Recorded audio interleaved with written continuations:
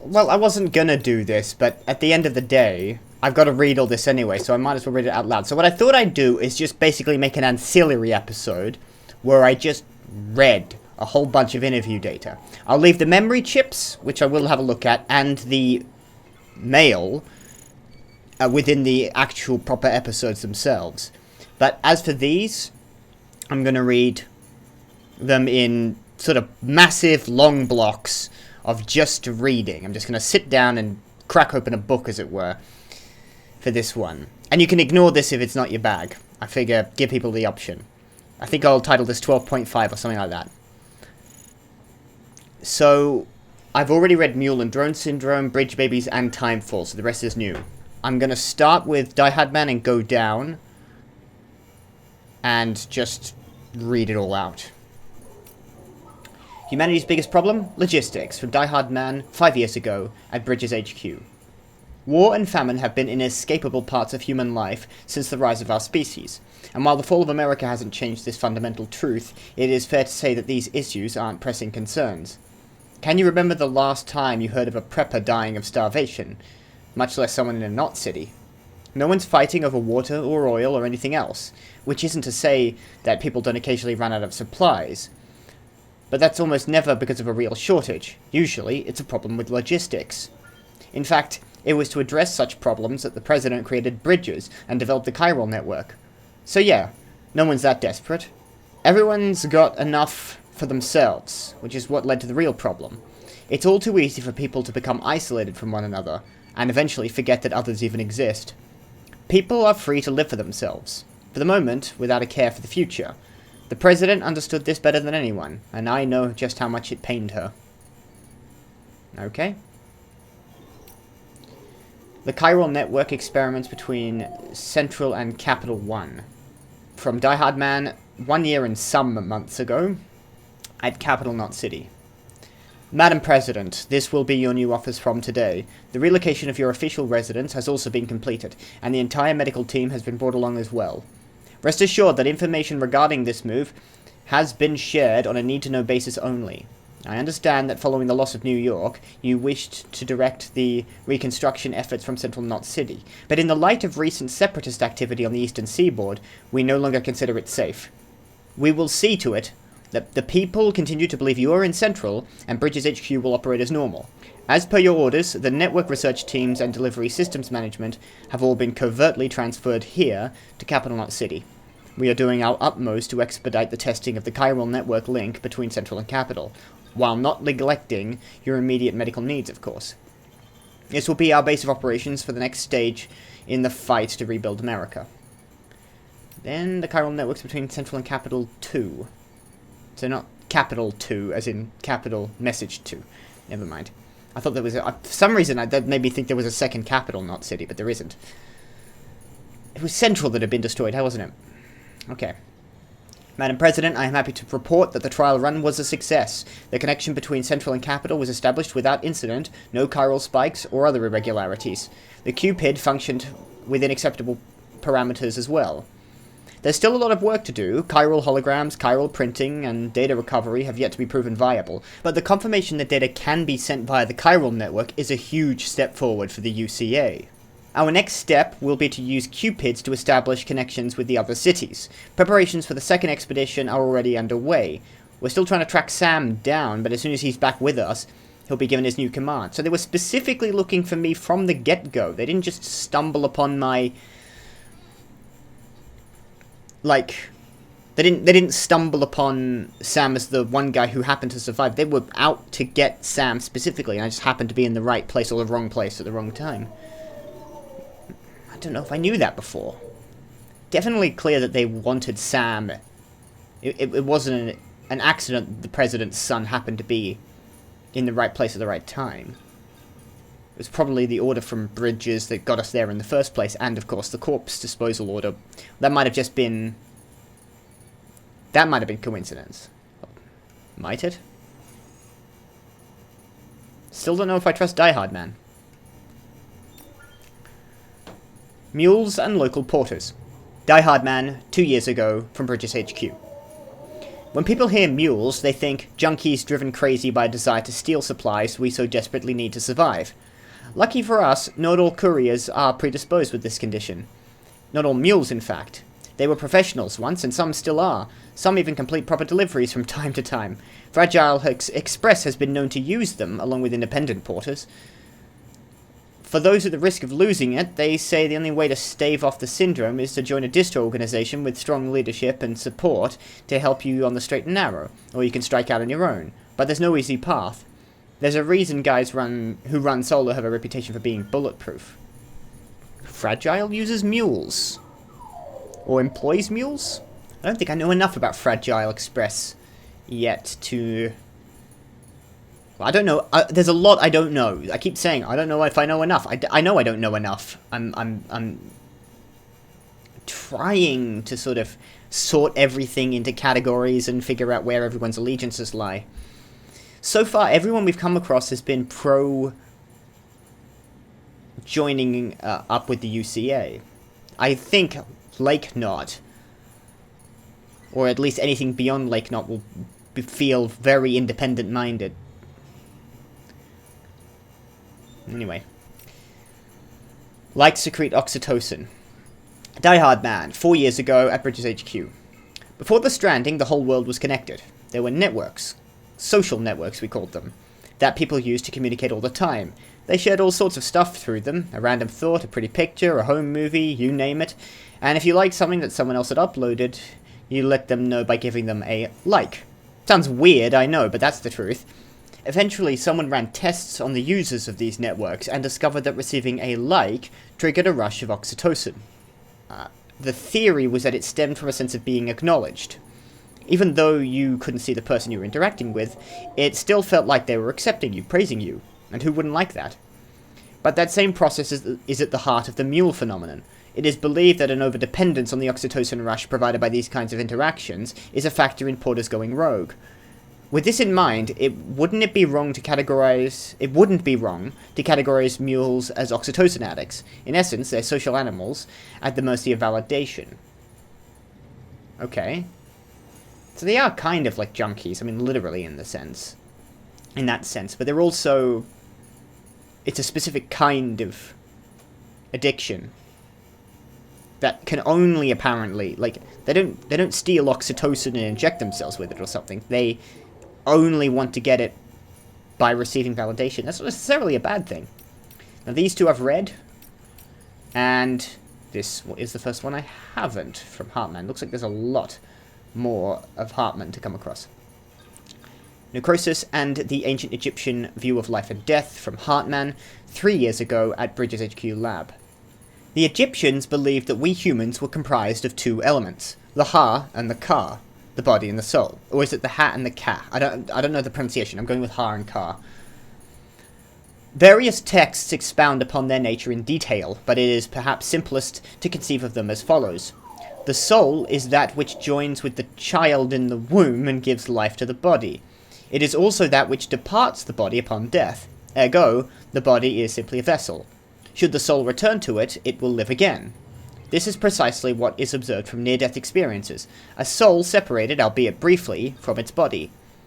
The Egyptians believed death not to be an instantaneous change of state, but a process by which the soul moves from one realm to the other. To another. But this process itself has changed, thanks to the Death Stranding. In the normal order of things, when death occurs, the soul vacates the body and passes into the sea. From there it transitions to the beach, and only then on to the world of the dead. But after the stranding, a soul that has already made its journey to the beach may attempt to return to its body in this world. It was hard to believe this at first, but the process of necrosis provided proof of this phenomenon that was difficult to deny. This is why it is imperative that we burn the bodies of the dead. The body must be destroyed to sever the link with the soul. Only then will the soul be free to journey to the world beyond. So we're presupposing the existence of souls, we're presupposing the existence of some kind of afterlife. Definitely not a...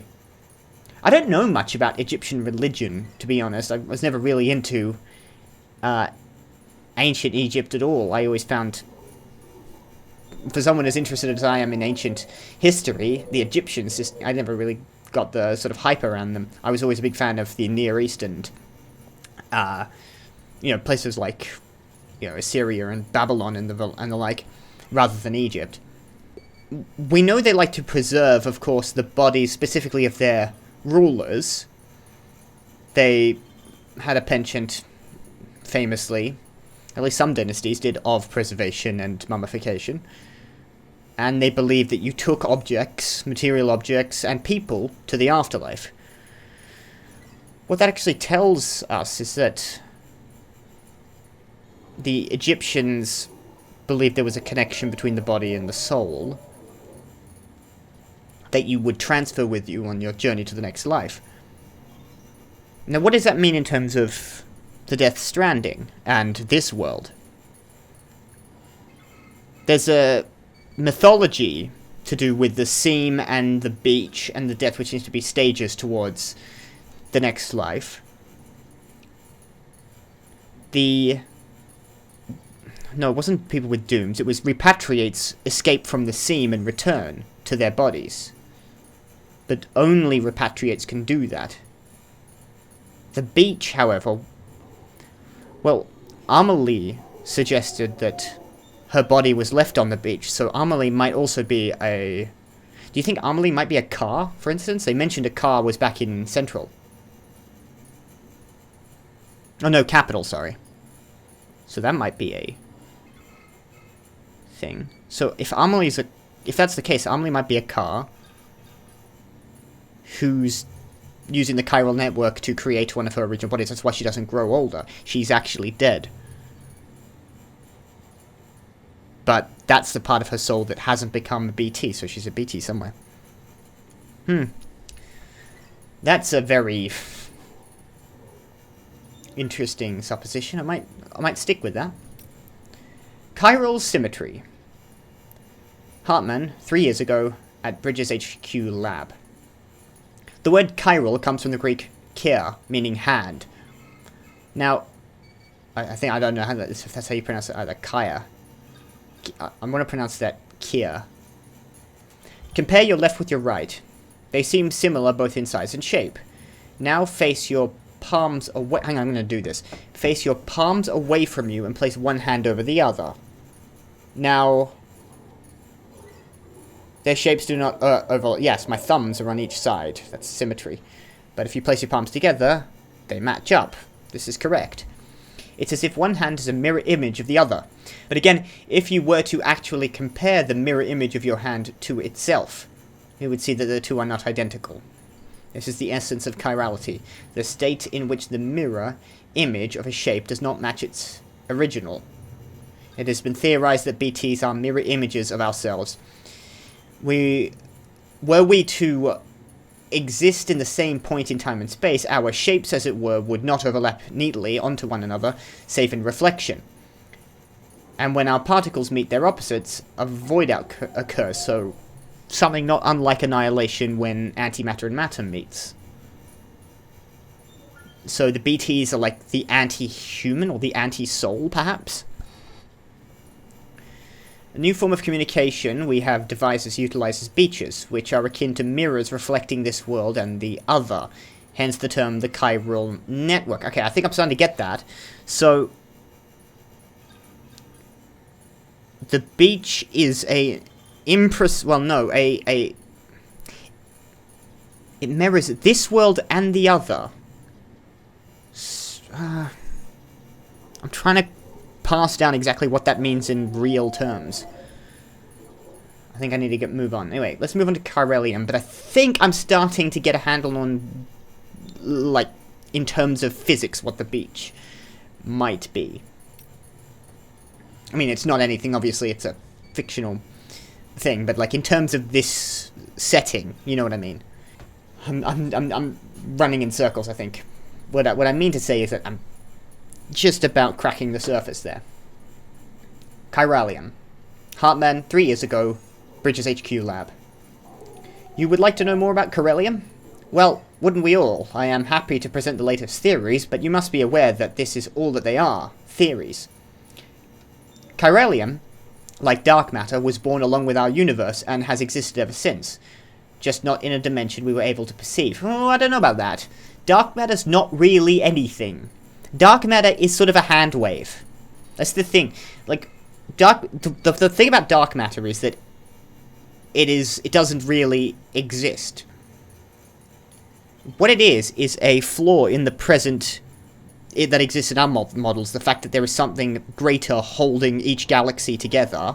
There's some kind of invisible mass that we can't account for. We call that dark matter. And all other models of physics and gravity don't explain away dark matter. Some come a bit closer. There's one that came a little bit closer, but still was a significant rewrite to the existing theory that didn't actually get rid of all of dark matter. So, I'm not sure I agree with this. And all matter has existed since the universe has been born. By definition, matter cannot be... It can change states, it can change types, it just can't start existing or stop existing. All matter existed since the birth of the universe. That's what the birth of the universe was. All matter coming into existence. Just not in a dimension we were able to perceive. There's my little opinion on that. Until now. It is the beach that has given us access to that dimension, and with it knowledge of Chiralium's existence. Not just knowledge of it, of course, we have since observed it coalescing into crystalline form, and recorded measurable physical and mental effects on individuals exposed to it. It has reshaped our understanding of reality, and proven instrumental to the formulation of the multiverse theory of beaches, if you say so. Chiral matter is not affected by the passage of time. As far as these particles are concerned, none has elapsed since the Big Bang. Little wonder they escaped our notice for so long, until man and BT first came together in Void Out and left nothing but Chiralium in their wake. Many of these claims are yet to be verified, but I believe that this is a fair summary of the scientific community's current consensus on the matter. No pun intended. That is a shit pun, Heartman. And I should know, I've got a long... I think I have a doctorate in shit puns, but that one's just... not good. I shall soon be heading west with the first expedition, and I look forward to learning more about Chiralium and its connections to the beach along the way. So, Chiralium might be in the timefall, and that's actually what's causing objects it contacts with to age? Or chiral contamination? No, we'll find out. Let's read. Let's keep reading. I've got a lot to get through. Chiral Contamination 1, Heartman, 3 years ago, Bridges HQ Lab. Chiral contamination is the result of prolonged exposure to chiral radiation, which is emitted by chiralium, a substance discovered at the same time as the beach. Prolonged exposure can significantly impact physical and mental health. The effects are not dissimilar from those observed in individuals exposed to extremely high levels of stress, levels which can be fatal even. Such traumatic experiences can alter hormonal secretions, impair immune response, contribute to heart failure, and induce strokes. The most common symptom of chiral contamination is poor sleep quality due to vivid nightmares. If left unchecked, however, it can quickly progress to a more advanced stage in which the aforementioned issues may be observed. The potential impact on an individual's mental health cannot be understated. The resulting hormonal imbalances frequently lead to heightened destructive impulses towards the self and others. Those dominated by such urges are named homodemons, the mad ones. In the case of some porters, such as mules, impaired memory and judgment has led them to develop an irrational obsession with their profession, hence the Homo-Gestalt moniker. While it should be feasible and preferable for most individuals to avoid chiral contamination at all costs, there are those with a demonstrated resistance who need not be so cautious. I speak, of course, of dooms. Sufferers... Dooms is an affliction. They refer to it as an affliction. They don't refer to it as a gift or some kind of, like, superpower. It's definitely not something people want to have. Which means that there are substantial downsides. I'm not entirely sure whether it's the... What do they call them? Stencils, the handprints. And the demons are apparently, like, really violently... But they're also a polity of some description. They're a they have a network of some manner. I mean, it can't really be called an organization or anything, because as far as they're decentralized, as I say, decentralized by nature, they're anarchic. There's no structure, but there is a network, I would say, is the best way to describe something like that. Okay. Chiral Contamination 2. Heartman 3 years ago, Bridges HQ Lab. Chiral contamination can be alleviated using similar methods to those used to alleviate stress, increasing oxytocin secretion through contact with other people, administering smart drugs, and so forth. In recent years, a hormone dubbed lycocin, known to mitigate the effects of chiral contamination while also restoring basic physical and mental acuity, has attracted a great deal of attention from the scientific community. Unlike oxytocin, lycocin cannot be administered externally. It is secreted within the body, but only in response to external stimuli. It is said to be the hormone principally responsible for the positive feelings that occur when one achieves a goal, enjoys success, receives praise or gratitude, or any other form of like from a fellow human being. Isn't that just, it's dopamine and oxytocin, isn't that what it's... It's not its own... It's not a new hormone, it's just an existing hormone that they've renamed, but, you know. Unless a new hormone is developed in people. Oh, good God. Okay, here we go. The discovery of beaches and the concept of death. Heartman 3 years ago, Bridges HQ Lab. With the discovery of the beach, the fundamental truth of death was upended. I doubt you will find many who would deny this. Alas, we can say with little confidence in any objective or scientific capacity, for our understanding of this new realm remains in its infancy and is ever evolving, much like our understanding of the universe as a whole. Perhaps the closest thing we have to a working explanation of the beach relates to the concept of a multiverse. But I digress. Yeah, you do digress quite substantially there, Heartman. Oh, hold on. There we go. The beach is arguably both a concept and a reality. A discrete beach is influenced by the mind of the associated individual, and therefore linked to them irrevocably. This is why we have so energetically pursued the psychological, psychoanalytical, and neuroscientific angles when attempting to create a unified theory of the Death Stranding, the beach, and related phenomena. There was a fad a while back in which subjects underwent counselling in order to learn more about their beaches, and in doing so gain a greater understanding of the nature of death. Doom sufferers in particular provided excellent opportunities for study. An interesting theoretical question arose during that period. If a person's beach was a product of their consciousness, might animals have beaches as well? A conundrum on the surface, perhaps, but one quickly resolved. Only human corpses undergo necrosis and become BTs, which proves somewhat conclusively that only a human can possess a beach. And this begs another question. If all that is required is consciousness, akin to that of a human, could an AI have a beach, an android? I for one do not believe so. Why? Because the function of our beaches is to connect the worlds of the living and the dead. If an entity was never born, has not truly lived, and will never know death, surely it cannot have a beach. Define born. Define lived. Define death. See, all this comes, especially when you get to less robotic, kind of like computer chips, and you start getting into the, you know, manufactured brains, AI kind of realm. Gets a little bit more complicated than... Could a synthetic human, but one that was grown, for instance, through an artificial womb and was engineered, but not with, like, silicons and copper wiring or whatever, or probably more like fiber optics in this case, but instead was created by basically grown organs and a manufactured neural network in a like a fleshy substrate. Could you consider that a birth, even if they came out fully grown? And would that person not be a person? Would that person then not have a beach? But what I'm learning from this is that every individual human has their own separate beach. The beach isn't a single entity, it's a series of entities connected to every single human.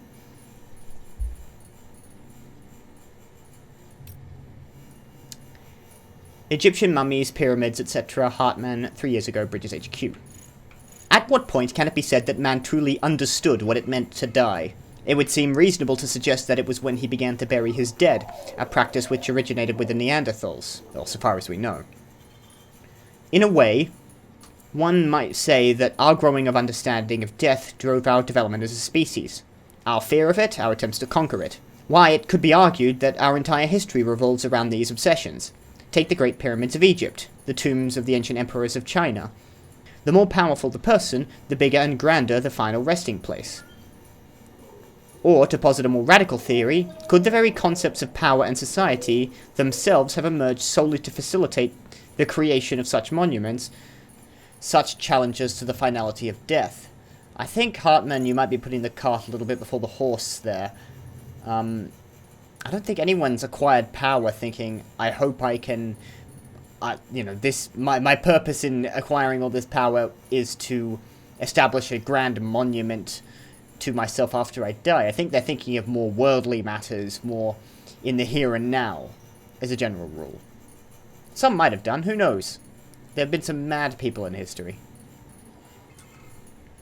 Anyway, either way, in leaving behind something they hoped might endure the ages, the builders of these edifices believed they too might live on forever. The mummies of the Egyptians are another means by which man sought to fulfill this desire to escape the finality of death. They were created that the spiritual self, the Ka, would have a physical vessel, or Ha, to which they could return.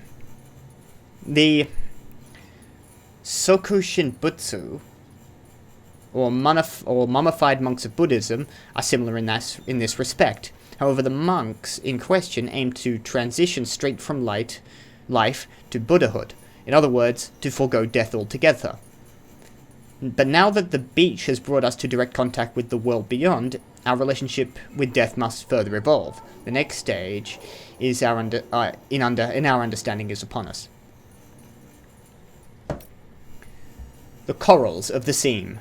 Hartman 3 years ago, Bridges HQ. Life begins in the oceans, and as it evolved, it graduated to the land. At least, this is what we believed until recently. To creatures of the sea, the land is a harsh and unforgiving place. Given this, what could possibly have compelled these organisms to take such a drastic transition? Consider the fossils of the first fish to adapt themselves to land have been found in regions with an unusually large tidal range. Could it be that these creatures developed legs in order to more swiftly return to the safety of the sea when stranded? Could their evolutionary leap have been triggered by this traumatic experience? Well, I don't think that's a correct reading of it. I'm not sure. My understanding is that the littoral zone, which is what you're talking about, the tidal region, gave the creatures that lived there a jump start onto land because there were no other predators or rivals to eat the food that had started growing on land. Plants, of course, preceded animals on land. So, I don't see how it would be safer in the sea. It might have been difficult for them originally on land, but there were no other animals trying to eat them. If so, could similar circumstances have shaped the evolution of the coral-like organisms that inhabit the sea, and driven them... I would say I'm not an expert in evolutionary biology either. I'm not an expert in fucking anything, but that's my understanding of how animals came to move from the sea to land. If so, could similar circumstances have shaped the evolution of the coral-like organisms that inhabit the sea, and then driven them to develop an ability to live between life and death, between time and timelessness? Coral is, after all, older than any organism of the land, and hardly enough to have weathered the mass extinction of 450 million years ago. And coral, is a life form upon which many other organisms rely for survival.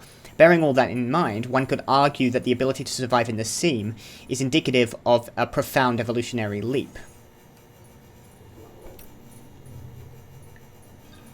BTs are reaching out to us. Hartman, 3 years ago, Bridges HQ. 2.4 million years ago, Homo habilis started to craft stone tools. Hands are so very important, don't you think? Our other sensory organs passively interpret data. Our eyes light, our ears sound, our noses smell, our mouths taste, but hands? Hands are different. To touch requires conscious action. To grasp, more so.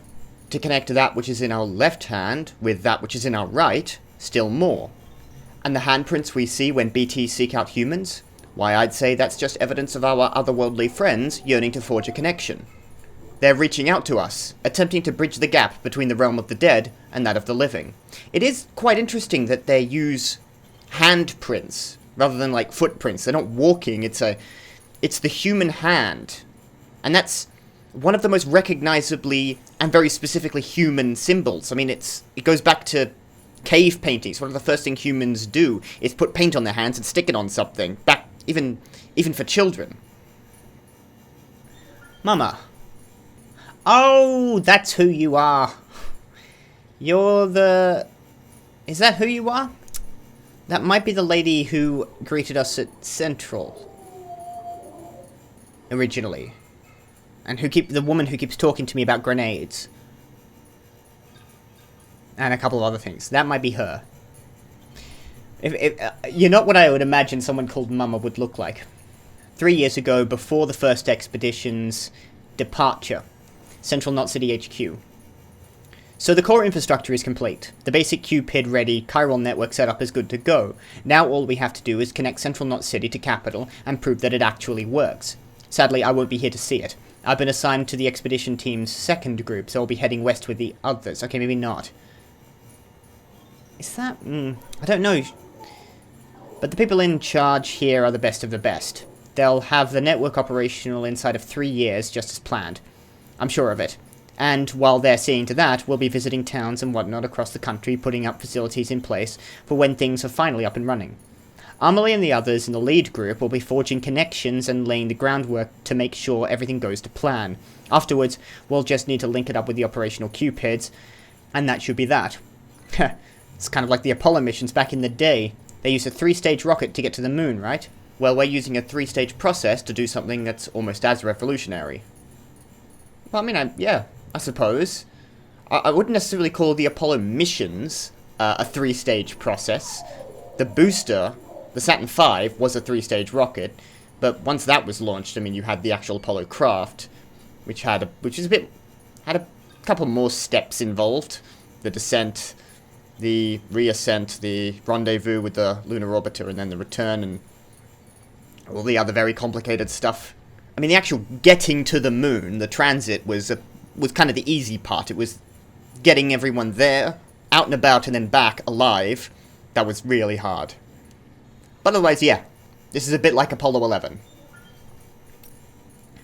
Cryptobiotes from Fragile, 2 years ago. At Fragile Express HQ. Where did we get this? We call these bugs cryptobiotes. They were recorded in reference books and databases back before the Death Stranding, but nobody ever thought to give them a proper classification, so cryptobiotes they stayed. They're named for the process of cryptobiosis, which means hidden life. When environmental conditions get too harsh, or resources too scarce, cryptobiotes can shut down their metabolic processes and enter an almost death-like state in order to survive. I was going to suggest they're a lot like tardigrades. Water bears, those things can survive in anything. Like, literally, there's almost nothing that can kill them. Tardigrades and sleeping chironomids are capable of this too, but cryptobiotes are on a whole other level. They can survive anything and anywhere, even on the beach and in the seam. And they aren't capable of prolonging only their own lives. Humans who eat them acquire a limited resistance to timefall too. You won't find them lying around just anywhere though, so you need to know where to look. Not many people even knew they existed until recently, so next to no research has been done, but now that their beneficial properties have been recognized, I'm willing to bet they'll play an important role in helping us to understand the beach, Death Stranding, and everything else. Okay, Fragile? I'm curious. Why, if you're in competition with Bridges, they're monitoring my... Or maybe they're not... I kind of didn't believe Die Hard Man when he said they wouldn't monitor my emails, but maybe they're not. Or I picked this up from somewhere else. I'm not sure. But this was at Fragile Express HQ, so they're not talking to Bridges. I'm just curious, because that's going to be it. The fact that I'm with Bridges, and the first thing Fragile did when she talked to us was offer us a job at her company. Her organization. Makes me think that she might be trying to snipe from the competition. I guess I'll have to play more to learn more about that. Bridges staff, 2 years ago, distribution center west of Capital Knot City, Benjamin Hancock. It's been about a year now since we came here with the rear guard. The first folks, though, did us a favor of setting up the chiral relay and patching things up before we arrived, so we're doing alright. Not so sure about everyone else, though. Folks back home sound kind of freaked out. We don't know what's going on in Central or Capital, let alone how Amelie and the others who kept heading west are doing, but something doesn't feel right. What's more, a lot of the guys have developed some kind of agoraphobia, like the thought of going outside scares the shit out of them. See, the distro centres and way stations around these parts here aren't like the ones back east. They're much more isolated, out in the middle of nowhere. Can't help but feel like they're cut off from the world. There's not a lot of staff on hand either, which means that you often have to do the work of 2 guys, which can make it that much lonelier, and then you factor in the terrorism rumours. Also, is it just me, or does it feel like there's more mules out there these days? Don't get me wrong, I know they're not out to get us. All they want is our cargo, right? Well, that doesn't change the fact that they're not making our work any easier, especially since a lot of these guys used to be first-rate porters and could run rings around us if they hadn't, you know, gone mental. Still, for now, the network systems are up and running, and we're just holding out for the day when the second expedition comes through with a working Cupid. Till then, we'll keep things chugging along. Not much we can do for bridges and country, am I right? For bridges and country. Okay. Igor, Timefall and Power Failures, 3 years ago, Central Knot City. I volunteered to join Bridges. Signed up with my brother Victor, whom I've just met. See, we both remember when America was still America, when we had planes and satellites, and when we were connected to everyone and everything. The world was different, bigger, and we wanted it back. So I can presume that the Death Stranding happened within the last few decades. Seems like a lot of progress has been made, though it depends on when the Death Stranding happened. Like, are we talking in 2050s? Are we talking 2020s? Are we talking 2195? Or 3,642,000,012? He was chosen for the first expedition and hit the road damn near straight away. Me, I got told to hang back here in Central, which was okay, I guess. Corpse disposal means you're taking your fair share of timefall in the line of duty. You get a sense for it after a while. A sixth sense for when the clouds are about to open up. Of course, the clouds themselves are a big tell, and an inverse rainbow is a guarantee you're in for some shit. But there are smaller signs too. Changes in the air, a smell on the wind. When it hits, you've got power outages to deal with.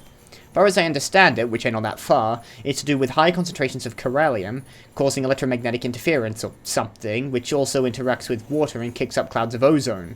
Must smell amazing. Which makes the temperature drop like a rock. Anyway, I may be used to timefall, but that doesn't mean I'm immune to it. Believe me, I'm younger than I look. Heh, my big bro would take a lot of pleasure in telling you that if he could see me now. Maybe even less than that. Might have been everything like 3 years ago. This might have happened literally then, like maybe 5 years ago or 6 years ago. Might not have been that long ago at all. We got some others here.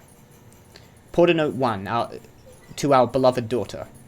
From an unidentified porter, not known when, not known where.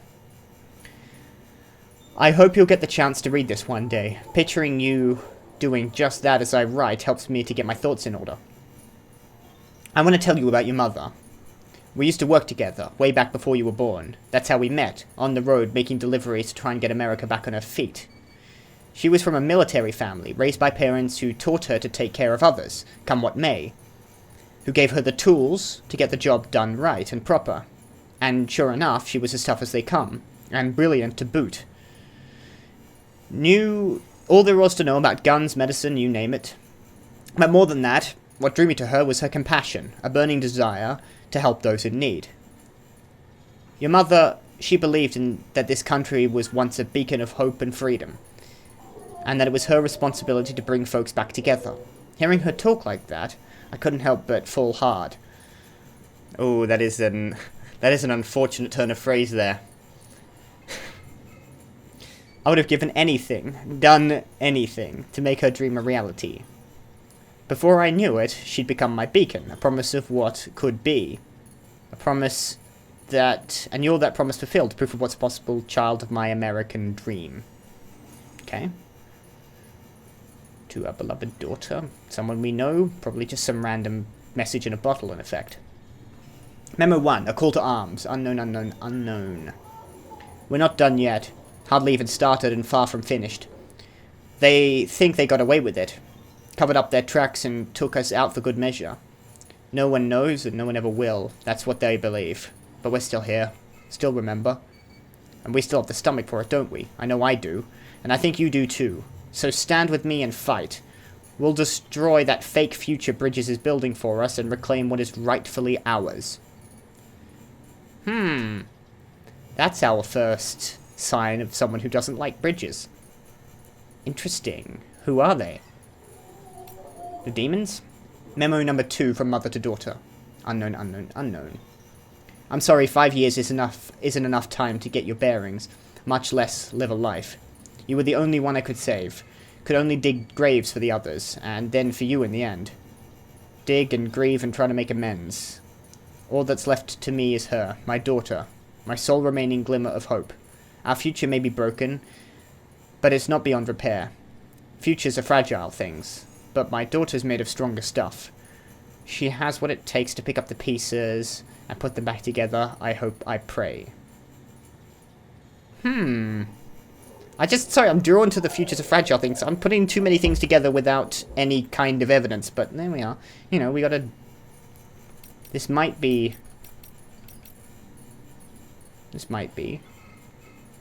Or it might not be. Fragile. Related to fragile. I mean, futures are fragile things. I mean, if you're going to take your name from something, it would be the last thing you... The last memo you got from your mother. And the fact that it's memo number 2 and memo number 1 was clearly not a fan of Bridges.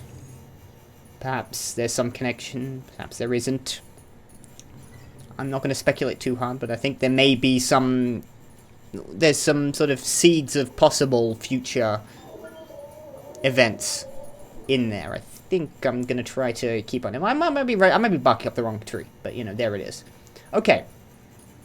That was a lot. I'll probably do another one of these ancillary episodes. This won't interfere with the upload schedule of the main episodes. This is just there for posterity.